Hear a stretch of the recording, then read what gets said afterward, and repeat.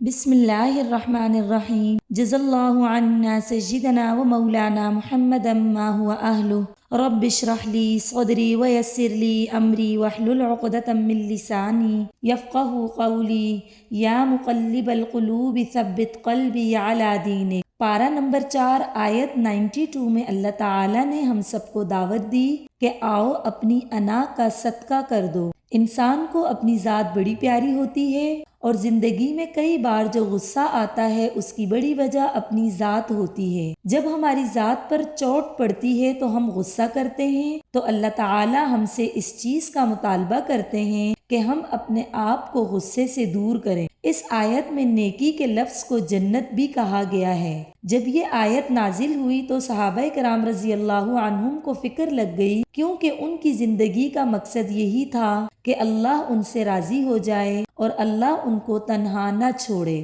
یہاں ہم اپنا محاسبہ کریں گے، جو مال اللہ نے مجھے دیا وہ مال اللہ کے راستے میں لگ رہا ہے یا شیطانی کاموں میں لگ رہا ہے؟ کیا میرا مال، میری صلاحیتیں، میرے بچے اللہ کے دین کو کچھ فائدہ دے رہے ہیں یا نہیں؟ آیت 93 اور 98 میں اہل کتاب کا مسلمانوں پر غصہ اور اس غصے میں کیے گئے 2 اعتراضات کا جواب ہے، جو ان کو مسلمانوں کی بڑھتی ہوئی طاقت دیکھ کر پریشانی ہو رہی تھی، اس کا تذکرہ ہے۔ پھر آیت 95 میں حضرت ابراہیم علیہ السلام کے طریقے کی بات کی گئی ہے۔ ابراہیم علیہ السلام کا طریقہ کیا تھا؟ ان کا طریقہ حنیف ہونے کا تھا، وہ یکسو تھے۔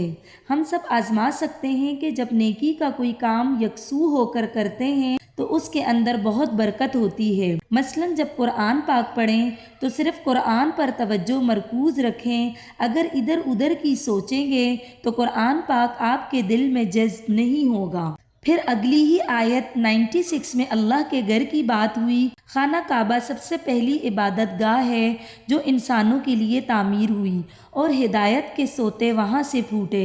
یہ حضرت ابراہیم علیہ السلام، ان کی بیوی اور بچے کی قربانی تھی۔ یہ ایک خاندان، ایک گھرانے کا صبر تھا۔ اس پارے کا موضوع غصہ ہے، تو یہاں اللہ تعالی ہم سب کو خود سازی سکھاتے ہیں کہ تم اللہ کے راستے کی طرف آؤ، اور پھر دیکھو اللہ تعالیٰ تمہیں ابراہیم علیہ السلام کے راستے پر کیسے چلاتا ہے۔ آیت 97 میں حج کی اہمیت بیان کی گئی ہے۔ آیت 102 سے 103 میں اللہ تعالیٰ نے امت مسلمہ کو اللہ کے غضب اور غصے سے بچنے کی دعوت دی کہ کس طرح تمہیں متحد ہو کر اپنے آپ کو اللہ کی رسی سے باندھ کر دنیا میں شہادت حق کا کام کرنا ہے۔ آیت 104 سے پتہ چلتا ہے کہ ضرورت اس بات کی ہے کہ لوگوں کو علم دیا جائے۔ اس وقت خوف خدا پیدا کرنے والی چیز اللہ کی کتاب ہے، لوگوں کو اس سے جوڑنے کی ضرورت ہے۔ یہ آسمان سے لٹکی ہوئی رسی ہے۔ اللہ تعالیٰ کہہ رہے ہیں جب لوگوں کو برائیوں سے روکو گے، نیکیوں کی دعوت دو گے تو امت فلاح کی طرف آئے گی۔ آیت 106 اور 107 میں ابن عباس رضی اللہ عنہ، جن کا لقب ہی مفسر قرآن ہے، کہتے ہیں امت کو فرقوں میں بانٹنے والوں کے چہرے اس دن سیاہ ہوں گے، اور جنہوں نے امت کو جوڑنے کی کوشش کی، متحد کرنے کی کوشش کی ہوگی، وہ سفید چہرے والے ہوں گے۔ آیت 110 بہت ہی اہم آیت ہے، جو مسلمانوں کو یہ احساس دلاتی ہے کہ تم وہ بہترین امت ہو، وہ بہترین گروہ ہو جو لوگوں کو ہدایت کی طرف بلاتے ہو۔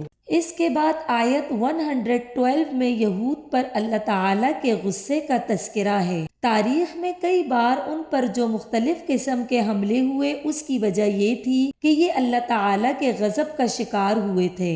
آیت 113 سے 115 تک اللہ تعالیٰ ان لوگوں کا تذکرہ کرتے ہیں جو اللہ کے نبی صلی اللہ علیہ وسلم کے دور میں یہودی مسلمان ہو گئے تھے۔ پھر آیت 121 سے لے کر آگے تقریباً 4-5 رکوع تک غزوہ احد کا تذکرہ ہے۔ آپ صلی اللہ علیہ وسلم کی بیویاں کہتی ہیں، ہم بیٹھے ہوتے، باتیں کر رہے ہوتے جیسے عموماً سب گھر والے بیٹھتے ہیں، لیکن جیسے ہی اذان کی آواز آتی تو اللہ کے نبی صلی اللہ علیہ وسلم یوں ہمارے پاس سے اٹھ کر چلے جاتے جیسے ہمیں جانتے ہی نہیں۔ یعنی اللہ کے دین کے تقاضے گھر کے تقاضوں سے بڑے تھے۔ اسی آیت 121 میں دوسرا نقطہ یہ ملتا ہے، اللہ کے نبی صلی اللہ علیہ وسلم کو مدینے میں آئے 1 سال گزرا، غزوہ بدر کا موقع آیا جس کا تذکرہ سورۃ الانفال میں کیا گیا ہے۔ بہترین قسم کے لوگوں کو فتح حاصل ہوئی۔ اس کے تقریباً 1 سال کے بعد غزوہ احد کا موقع آیا۔ حالات بڑے تنگ تھے، مسلمانوں کے مقابلے میں کافر 3000 تھے، مسلمان شروع میں 1000 تھے۔ 300 لوگ عبداللہ بن ابی کے ساتھ تھوڑا سا سفر طے کر کے واپس چلے گئے۔ ان کے دلوں میں کھوٹ تھا، ان کو اپنی جان پیاری تھی، اس لیے واپس چلے گئے۔ اب آپ تصور کریں کہ 700 کے مقابلے میں 3000، ایک بندے کے مقابلے میں 4 لوگ بنتے ہیں۔ کافروں کے پاس جدید اسلحہ اور مسلمانوں کے پاس زیادہ کچھ نہیں۔ اللہ کے نبی صلی اللہ علیہ وسلم نے اس خوبصورت طریقے سے پلاننگ کی کہ آپ صلی اللہ علیہ وسلم نے 50 لوگوں کو ایک درے پر مقرر کیا اور کہا کہ یہاں سے ہلنا نہیں، اور وہ جگہ ایسی تھی جہاں سے دشمن کے آنے کا خطرہ تھا۔ جنگ شروع ہوئی اور اللہ کی رحمت سے مسلمان خوب لڑے اور جنگ جیت گئے۔ جیسے ہی مسلمان جیتے دشمن بھاگنے لگے۔ جب سب بھاگ گئے تو مسلمان جنگ میں ان کی چھوڑی ہوئی چیزیں، جسے مال غنیمت کہتے ہیں، جمع کرنا شروع ہو گئے۔ جب دوسرے لوگ مال غنیمت جمع کرنا شروع ہو گئے تو وہ 50 لوگ جو عبداللہ بن جبیر رضی اللہ عنہ کی قیادت میں وہاں کھڑے تھے، انہوں نے سوچا کہ جنگ ختم ہو گئی، بس وہ اللہ کے نبی صلی اللہ علیہ وسلم کا فرمان بھول گئے۔ آپ صلی اللہ علیہ وسلم نے ان سے کہا تھا، تم نے اپنی جگہ نہیں چھوڑنی، چاہے فتح ہو یا شکست ہو۔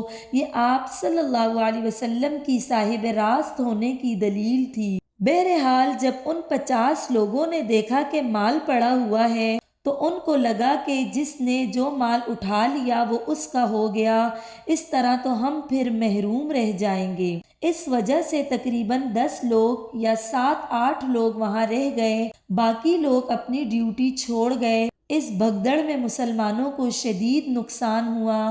اللہ کے نبی صلی اللہ علیہ وسلم کا دانت مبارک شہید ہوا۔ مصعب بن عمیر رضی اللہ عنہ شہید ہوئے، جن کی شکل اللہ کے نبی صلی اللہ علیہ وسلم سے ملتی تھی۔ غزوہ احد کے تذکرے کے فوراً بعد آیت 130 میں سود کی بات کی گئی۔ اصل میں یہاں ربط جوڑا گیا۔ غزوہ احد میں جو شکست ہوئی تھی اس کی اصل وجہ مال کی محبت تھی۔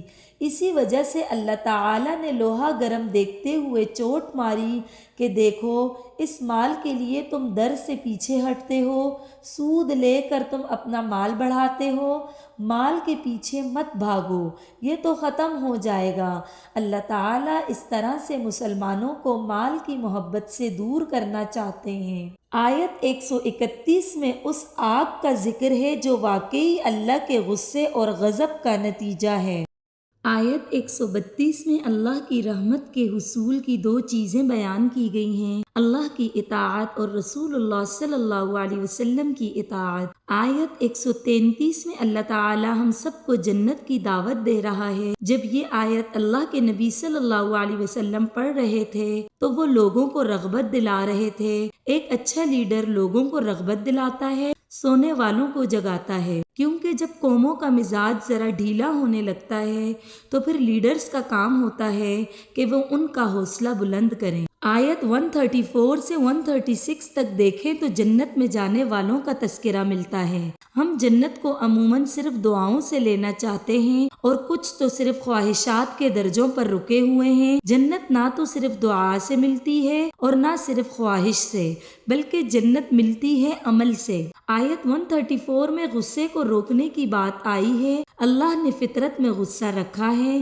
اپنی ذات اور اصل کے اعتبار سے غصہ نہ تو بری چیز ہے اور نہ اچھی چیز ہے، صرف اس کو اعتدال میں رکھنا چاہیے۔ غصہ انرجی ہے۔ اگر ہمارا غصہ اللہ کے دین کے لیے ہے تو بہت اچھا ہے۔ کسی کو غلط کام کرتے دیکھ کر غصہ آنا ایمان کی علامت ہے۔ غلط کام کرتے دیکھ کر غصہ نہ آنا یہ بالکل درست نہیں ہے۔ پھر اس کے بعد آیت 139 میں غزوہ احد ہی کی طرف توجہ دلائی جا رہی ہے۔ اللہ تعالیٰ کہہ رہے ہیں کہ شکستہ دل نہ ہو، غم نہ کرو، کیونکہ یہ دونوں چیزیں انسان سے کام کرنے کی صلاحیت چھین لیتی ہیں۔ سستی اور غم دونوں چیزیں انسان کو کھا جاتی ہیں۔ اللہ تعالیٰ کہہ رہے ہیں کہ کیا ہوا، شکست ہوئی تو کوئی بات نہیں، فکر نہیں کرو، تم ہی غالب رہو گے اگر تم مومن ہو۔ آیت 144 میں اللہ کے نبی صلی اللہ علیہ وسلم کی جو شہادت کی جھوٹی خبر پھیلی تھی اس کا تذکرہ ہے۔ پھر آیت 147 میں جو دعا ہے وہ تیسری بار آ رہی ہے، جس سے پتہ چلتا ہے کہ وہ کام جو انسان اپنی کوششوں کے باوجود نہ کر سکے اس کے لیے اللہ سے مدد مانگے، دعاؤں کا سہارا لے کر وہ کام کر لے۔ پھر آیت 153 میں ایک بہت گہرا اصول ملتا ہے کہ امت جب رسول اللہ صلی اللہ علیہ وسلم کے بتائے ہوئے طریقوں سے دور بھاگے تو اللہ اس کے بدلے میں ان کو زندگی میں کوئی نہ کوئی غم ضرور دیتا ہے۔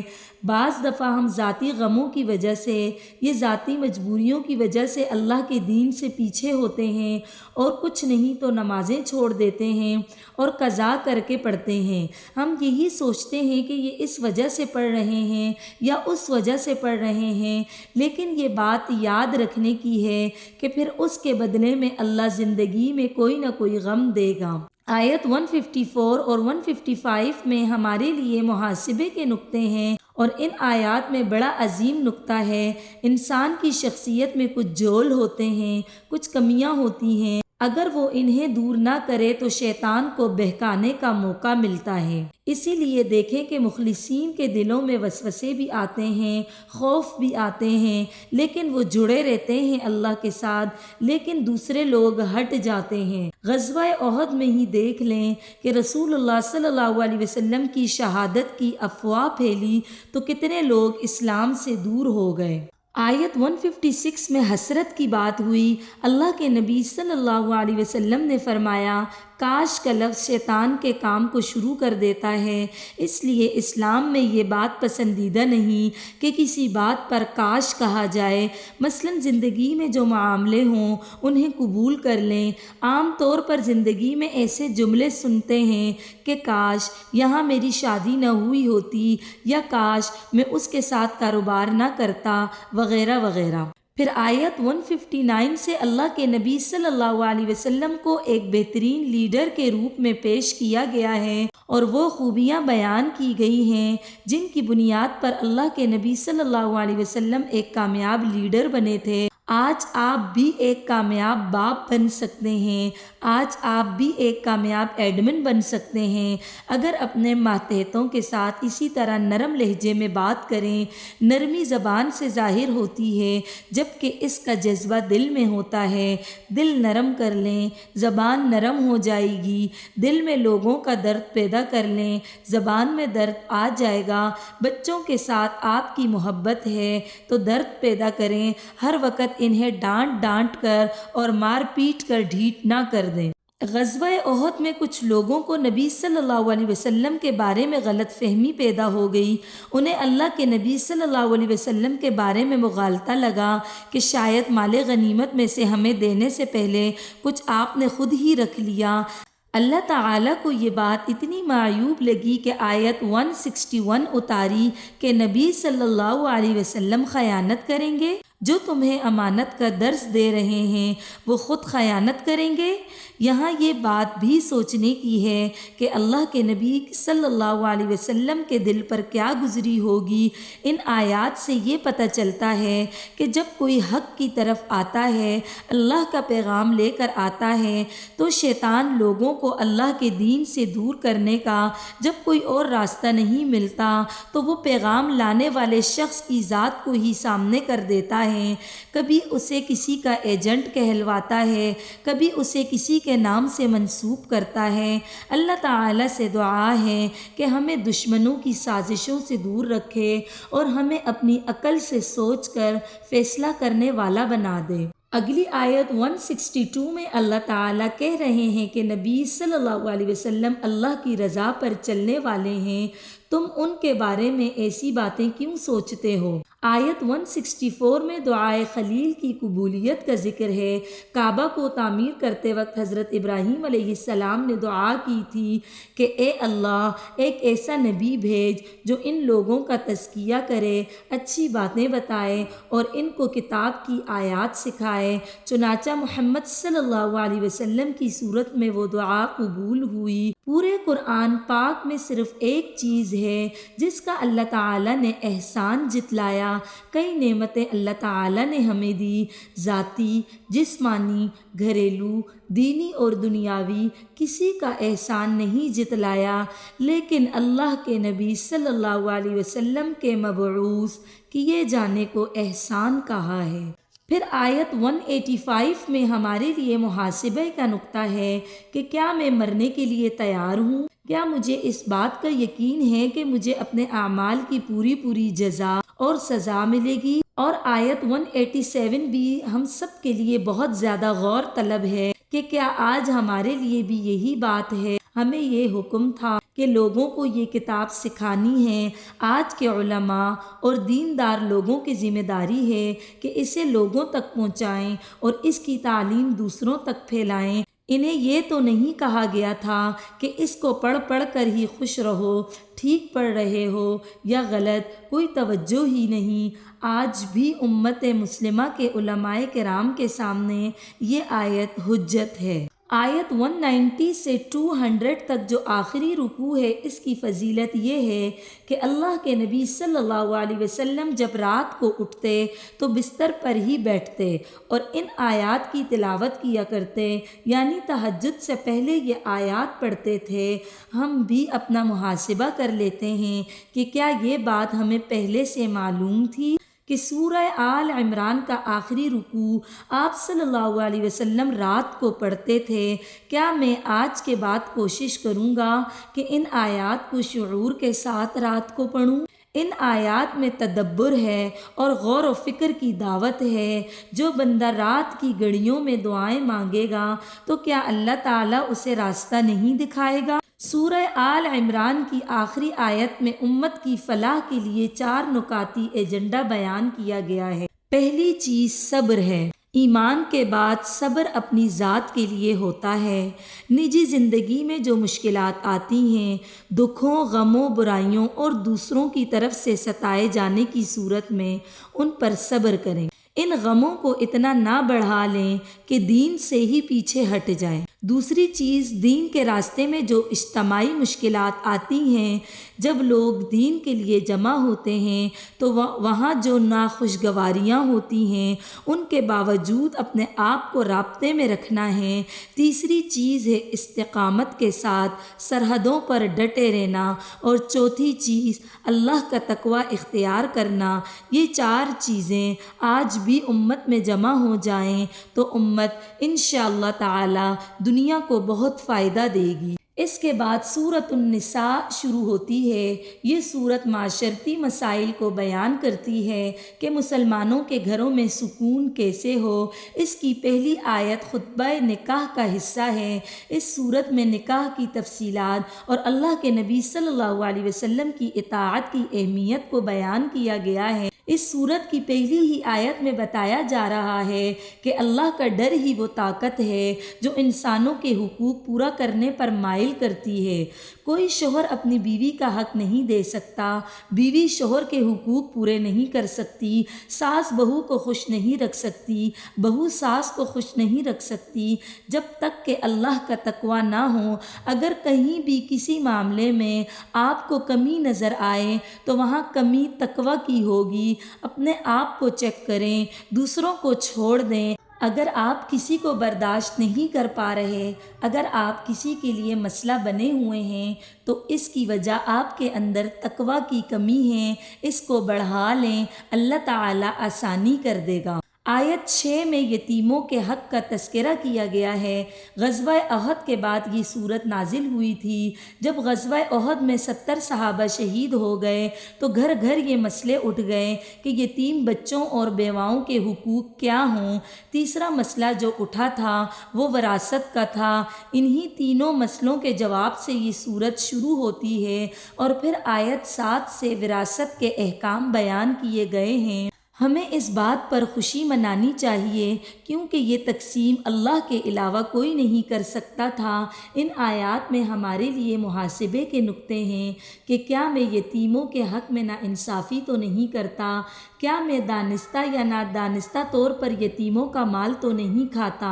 اور آیت 14 تک وراثت کے احکام بیان کیے گئے ہیں۔ اس کے بعد ان آیات میں جو اگلا موضوع آیا ہے اس کا تسلسل اگلے پارے میں بھی ہے۔ آیت 15 اور 16 کا موضوع ہم جنس پرستی ہے۔ مردوں کی مردوں کے ساتھ ہو تو اسے اغلام بازی کہتے ہیں اور عورتوں کی عورتوں کے ساتھ ہو تو اسے سہاتی کہتے ہیں۔